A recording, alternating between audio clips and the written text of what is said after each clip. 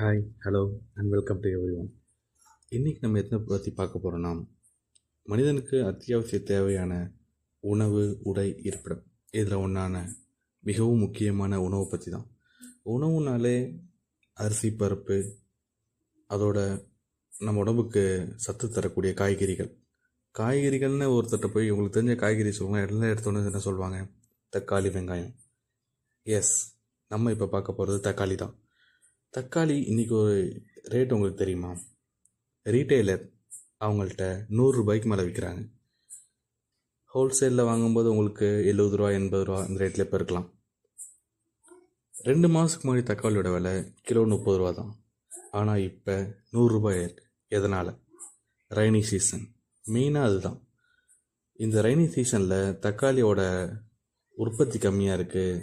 நமக்கு வர வேண்டிய வரவு, அண்டை மாநிலங்கள்லேருந்து வர வேண்டிய தக்காளிகள் மற்ற எல்லாமே கம்மியானதுனால, தக்காளியோட வரத்து கம்மியானதுனால டிமாண்ட் ரொம்ப அதிகமாகுது.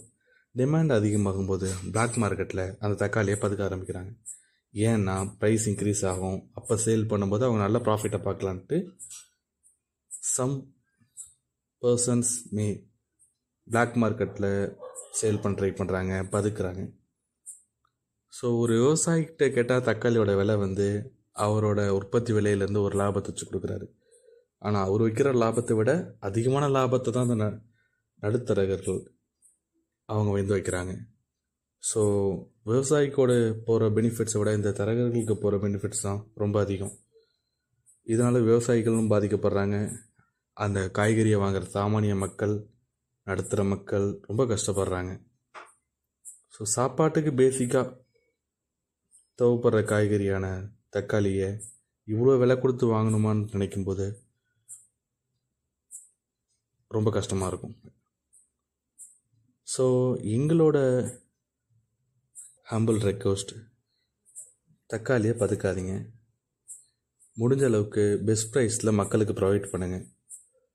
ஸோ அது அவங்களுக்கு நீங்கள் கொடுக்குற அத்தியாவசியமான ஒரு உணவுப் பொருள், அதில் ரொம்ப பிஸ்னஸ் பார்க்காதீங்க.